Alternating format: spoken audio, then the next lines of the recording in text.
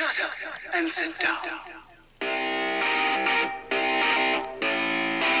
Good evening, everyone. Welcome back once again to Vicious Rants. And of course, I am your host, Mr. Main Event himself, the often imitated, never duplicated Superstar 10, Vicious M. Folks, we are going to go over Raw. So he was in Kansas City, Missouri. I will say this, I was a little disappointed that they did not make any KC barbecue jokes. I mean, we're getting to the warm season. They're in Kansas City. Kansas City barbecue, the jokes kind of just write themselves. I don't know, maybe it's the inner fat kid in me that's thinking that. But before we get into that, folks, first things first, I do want to say thank you to everyone who has taken the time to check out Vicious Chats, the spin-off series of Vicious Rants.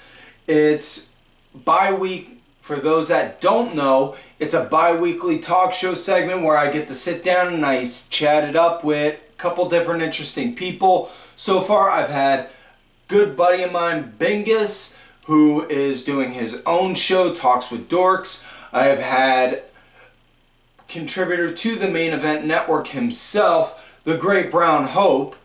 I have had the Super Ref, Palmwater Dave. If you don't know who Dave is, folks, definitely need to check him out. All cool cats. I got more guests lined up down the road. And for those that are watching and are interested in wanting to come on and share their story on Vicious Chats, by all means, feel free to hit me up either on here or my Twitter at TimVicious.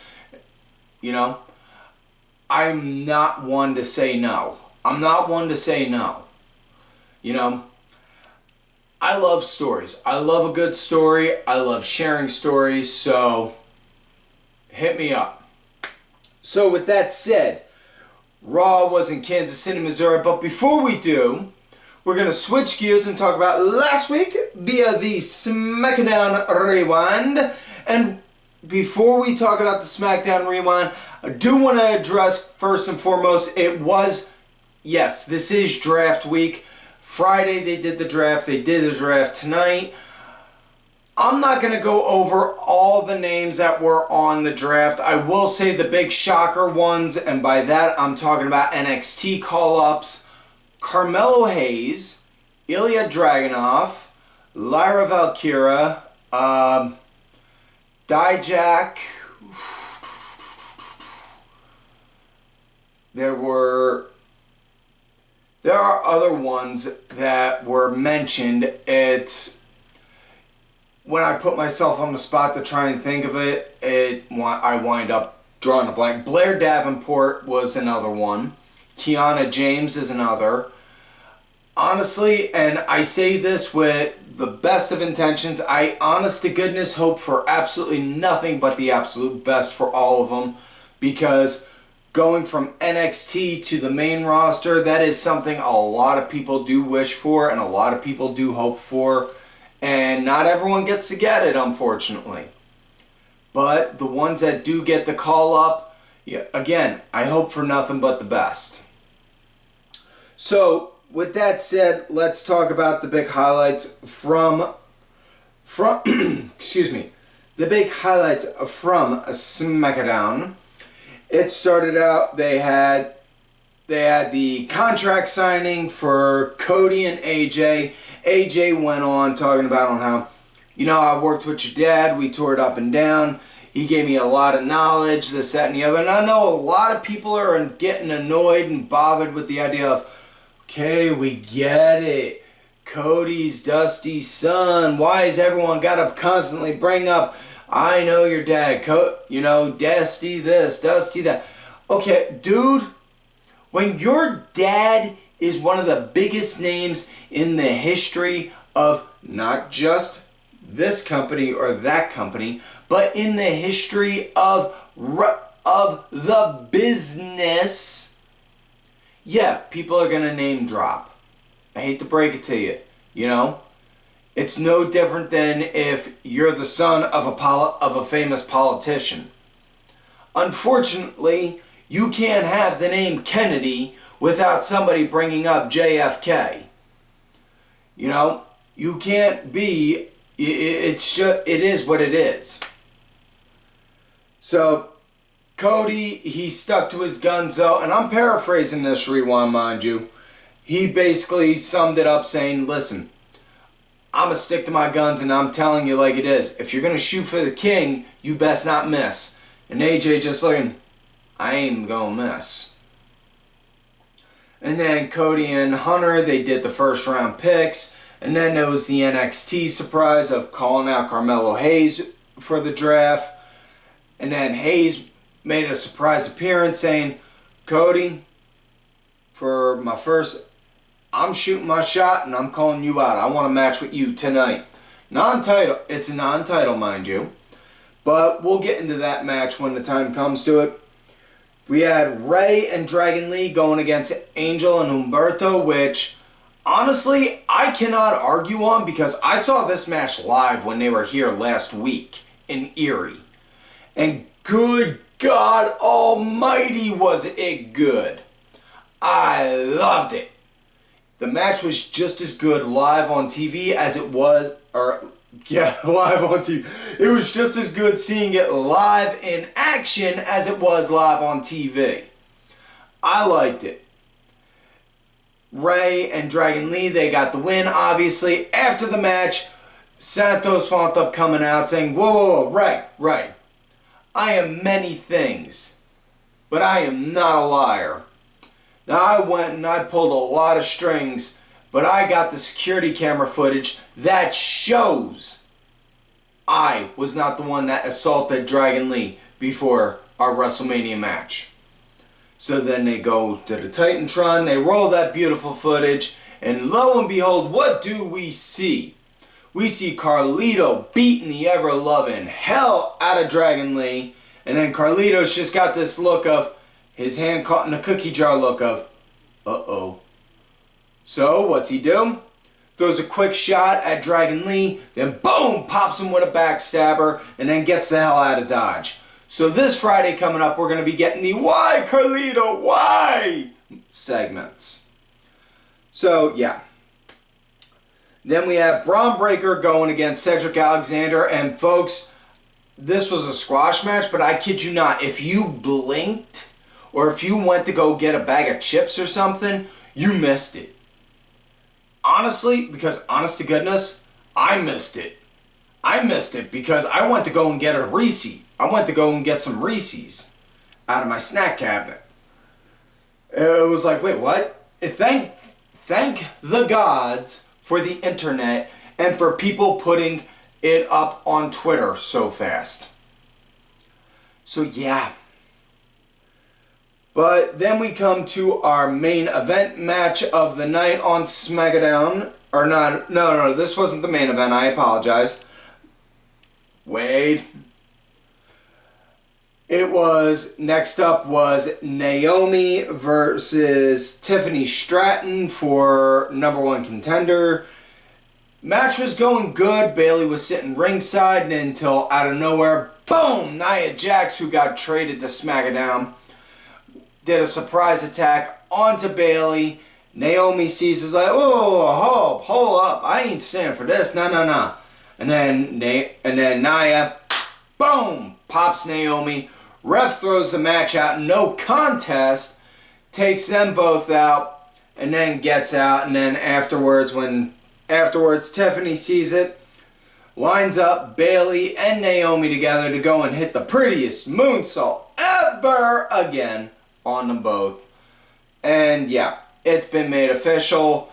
France, we're getting Bayley, Naomi, Tiffany, triple threat players.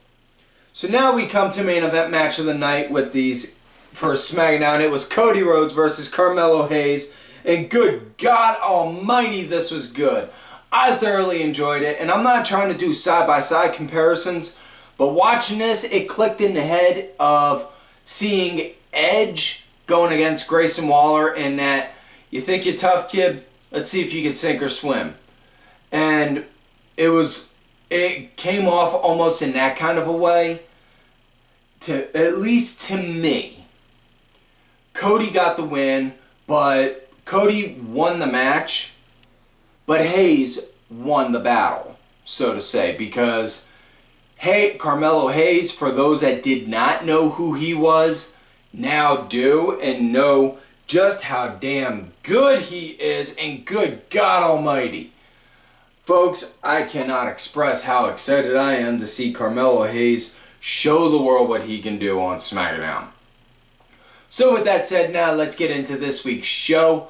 Raw in Kansas City. Like I said, we're going to skip the draft announcements, but the show did start with the man, Becky Lynch, in the ring, talking about on how the draft is happening, new opportunities, so new competitors, and as the champion, her natural instinct is to hold on to that title as tightly as possible to make sure nobody gets it, but she wants to give opportunities. So she's willing to give a challenge to anyone that wants it. Excuse me. Out comes Liv Morgan saying, Becky, honey, let's face facts. If it wasn't for me hurting Rhea, you wouldn't have that title. And Becky just looks like, you're right. You're right. If you didn't do that, I wouldn't be champ right now. But if I didn't do to you what I did, I wouldn't be champ. Or if I didn't do what I did to you, you wouldn't get you would have been champ. So yeah, then Nia comes out saying, whoa, this is going to be my last night on Raw before I go to SmackDown. I'm damn well making sure I'm taking somebody out in the process, so give me someone to fight. And then Liv goes and steps up and says, I'll fight you. So yeah. So now we get to our first match of the night. Gunther versus Xavier Woods, and doggy Woods, he's leading right up into the commercial break, and then Gunther, he's leading the pace right after that, where Woods quote unquote hurts. If you're listening to this in audio, just on the podcast, you don't see the air quotes I'm throwing out, but Woods got his one leg caught up in the rope, and he was doing, screaming for his life like the leg was getting ripped out of the socket. And then, now Gunther just throwing them chops, and them chops, it was like, I felt that in my soul. Yeah. Like, ow. I would not want to be on the receiving end of a Gunther chop. Ever. Yeah. But once Woods showed that leg was hurt, that was like blood in the water in a pool full of sharks, and Gunther just started working on it, something fierce. Had a one-legged crab in at one point. Kofi, who was ringside, had the towel ready to go and throw it in.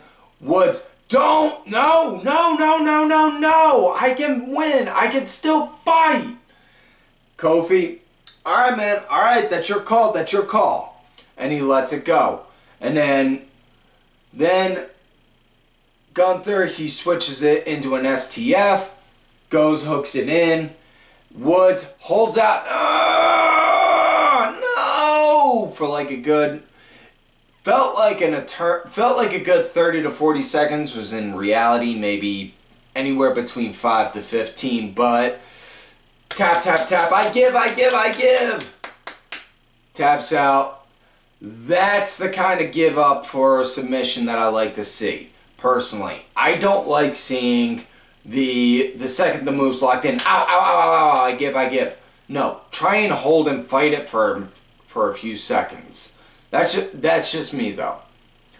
Next up, we got Bronson Reed going against Sami Zayn. And, man, this was good. Sami, he was leading at the start and fighting from the ground up. With Reed just powering, being the big, beefy guy that he is. Match ends in a DQ when Sami, he winds up hitting a haluva kick onto Bronson Reed. And just as it looks like he's about to lean down to go for the pin, Gable shows up out of nowhere, grabs him by the waist, and then boom! German suplex, pops in an ankle lock, and scissors the damn leg. I'm sorry, but that's a pet peeve of mine. If you're going to do an ankle lock submission, why would you not scissor the leg? Put all of your body weight onto that leg. Force your opponent to have to fight and drag all of your weight and all of your body mass over to try and reach the rope. Because guess what? If they can't pull, you're anywhere between 100 plus to over 200 plus pound body frame with them to get the rope, then they're going to give up. But that's just me. Anyways, Gable had that in for a minute or two, and then Reed, boom, hit the tsunami. Then Reed wound up attacking Gable as well. I could see a triple threat happening for this, but personally I'd like to see Sami versus Gable at Backlash for this alone. Next up we had Candice LeRae going against Maxxine Dupri. And Maxxine, she was leading and she was looking fierce. And I'm not talking in the ooh la la attractive kind of way, which I know could be surprising for folks given that this is me we're talking about here. But I'm saying she looked fierce, like, good God, she actually looks, she's been putting in the work. Damn. You go, girl. I will say this though. Folks, not a surprise. Yes, I do read kayfabe news, and it has been shown, thanks to kayfabe, that when a wrestler removes the straps from their singlet, they instantly get a boost in strength. Now Maxxine, she was wearing she had a woman's singlet on, removed the straps, and then, which greatly explains her increase in strength. So, did that, then did the reverse caterpillar, which I did not know until I heard an interview she did, is less strain on your core as opposed to doing it front ways. But she went to go do that, and then next thing you know, Indi Hartwell, who was outside, attacks Ivy Nile, who was also out there. Distracts Maxxine, and then she turns around. Candice, boom, pops a super kick and then hits this face plant move that's called the Wicked Stepmother for the 1, 2, 3. So your winner, Candice LeRae. And this is your reminder, Candice LeRae is tougher than you. Now we got Liv Morgan versus Nia Jax. And Liv, she was firing quick shots to try and take Nia down quick, but did not work for long. Nia, she wound up bleeding in a post-commercial break. Devastating, being very much so as the namesake, being an irresistible force and an annihilator. Now, Tiffany Stratton, she was behind this barricade watching, and as this was going on, Naomi, boom, throws a shot at Tiffany because of what happened last week. And then them two start scuffling and going at it. And then next thing you know, Naomi sees this like, oh no, you two are not fighting in the middle of my match. Boom. Pops Naomi, takes her down, and Tiffany was already down. Next thing you know, Liv capitalizes on it, hits a code breaker, which then, makes Nia lean up against the ropes, which then Liv uses, boom, hits the Oblivion for 1, 2, 3. So your winner, Liv Morgan. Next up, we got R-Truth and The Miz going against the Alpha Academy of Otis and Akira Tozawa. And match actually started during the commercial break, but Truth and Miz were pretty much leading 99.999% of the match. It was,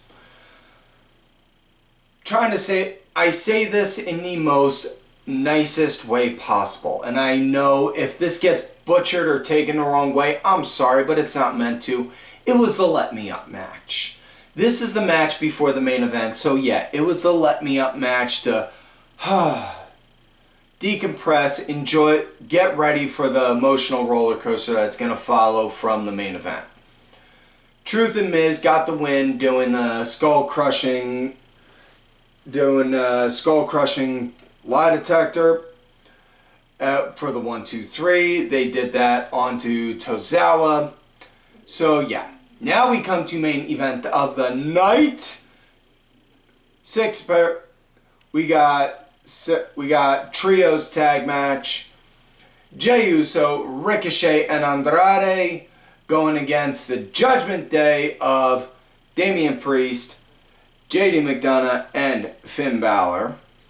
Now, it should be noted, earlier in the show, the walking douche nozzle himself, Logan Paul, wound up doing a segment on the draft, which did have Patrick Mahomes, who gave Logan Paul a set of rings. He wanted to go throw a punch at Jey Uso.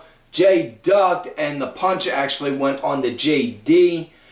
So if you go back and watch this match, excuse me, and just watch this match alone as a standalone, not seeing anything else from Raw, and see a side of JD's face looking all purple and nasty and ugly looking, that is why. So baby faces, they were leading right up into the commercial break. Post break, the heels, they were the break with Ricochet being the punching bag. Ricochet, he was the punching bag, like I said. Jey got the hot tag in, cleaned house. Now, it's not to say Andrade was just there as a bench warmer, no. Because he did get action in and he did get to perform. But that's not where the main story was. And not only that, Andrade's also, they're hyping up the fact that Andrade's moving to SmackDown. So, yeah, back to Jey. He winds up getting a hot tag, cleaning up house. Match comes to an end when Jey does the Uso splash onto JD for the 1, 2, 3. Ding, ding, ding. Your winners. And the show ends with Jey doing a stare down with Damian Priest, with Priest holding the title up. Yeah, what? This is my championship. This is my title. You ain't getting this from me, boy. So, yeah. So, that is it for this week's show. Folks, if you watch this on YouTube, please like the video, subscribe to the channel, go back, watch some of the other episodes when you can. Leave any interesting complaints, thoughts, questions, comments, grunts, groans down below in the comment section. If you're listening to this on the RSS feed on Spotify, please give the show a 5-star review if you feel we've earned it. Follow the channel. The Q&A section for the episode. Tell me what you did and did not like on it. I'm open to criticism. I'm not, contrary to popular belief, and unlike most content makers out there, folks, I actually will listen to constructive criticism. If you tell me what you like, what you do not like, audio issues, light issues, people I am talking to on the chats, people you want me to talk to on the chats, I will listen and I will work my ass off to the best of my abilities to improve it for you. I can't get better unless I know what the people want. So I'm asking you, the people, to tell me what you want. Now with that said, thank you for everyone that's taken the time to watch and listen to this show. Thank you to contributor of the show, LFC Lingerie Fighting Championship. There are a little bit of wrestling, a little bit of MMA, and a whole lot of attractive women wearing a little bit of nothing. Thank you. Also, check out whatamaneuver.net for some Vicious Rants apparel. If you're watching the video, you see I'm wearing a Vicious Rants tank. Perfect for summer weather. We also have unisex shirts, women's tanks, toddler tees, baby onesies, long sleeves. And folks, don't forget to check out these cool ass cats on that Twitter, DSB_IV, main event _net, the main event wrestling network account, Sergeant Curry Pants, 3 Count Thursday, D Dryer 1986. I'm also on the Twitter at Tim Vicious. And folks, excuse me, like I always tell you, if you love me, great. If you hate me, well, fuck you.